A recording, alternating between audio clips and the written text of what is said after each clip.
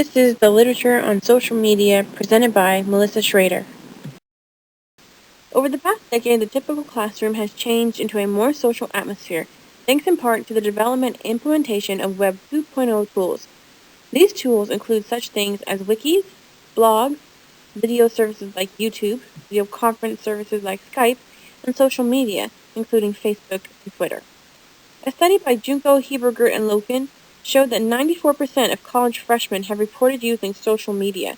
With a statistic like that, the field of education has taken notice and is starting to look at how to include social media in the learning process. Even though instructors have successfully implemented Web 2.0 tools into their curriculum, instructors are still hesitant to include social media, including things like Facebook and Twitter.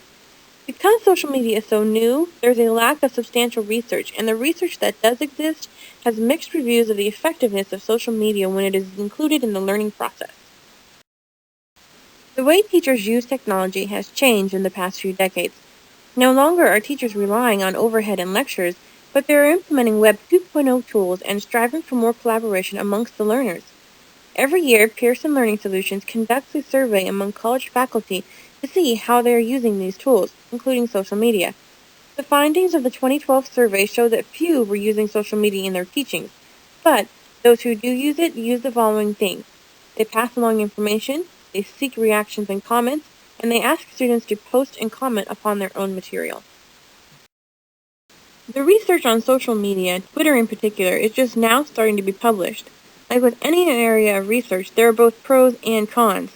In 2011, Junko, Hebergert, and Loken's study with first-year college students demonstrated that social media could increase student engagement and encourage peer relationships. By the end of this study, in fact, a popular student athlete and a shy introverted student, students who would not typically interact in a face-to-face class, became close friends through the usage of the Twitter experiment. Mystery's 2010 study reinforced these benefits and included the benefit of the ability for learners to be mobile. The study showed that students were able to participate in discussions at any time and at any place from the usage of Twitter. These benefits, along with the potential for timely assessment results, enrichment possibilities, and collaboration possibilities, were highlighted in Blazer's 2012 review for the Miami-Dade County Public School System. Although there are many reported benefits, there are also major concerns instructors should consider when deciding to implement social media. Lynn Hoffman and Borgengasser's 2010 study demonstrated that accessibility, appropriate usage, and privacy were among the top concerns of students. In the study, students expressed frustration with hashtags used in Twitter and with students who would post overly personal things. The concerns of students is interesting when compared to that of faculty. While faculty agreed with students that it can be time-consuming and there are issues of privacy, as cited in the Pearson Learning Solutions survey findings, academic integrity was a top concern amongst faculty members, but especially with older faculty. Additionally, faculty replied that it was a distraction to the learning process. Even though the research has not been able to establish official best practices, Blazer's report, as well as Lynn, Hoffman, and Borgengasser's, includes these suggestions for instructors and organizations who are trying to implement social media into the learning environment. While these are not all the suggestions, these are actions that should be priorities. Perhaps one of the biggest things that should be considered is that there's a clear lack of research on this topic. In fact, for this particular review, it was discovered that several resources had cited one another in their findings. There are two main areas that need to be addressed. First, the retention rates of lessons provided via Twitter needs to be focused on.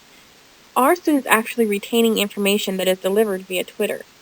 Secondly, the impact of social media with different age groups needs to be addressed as well. Which age group is benefiting the most from using Twitter?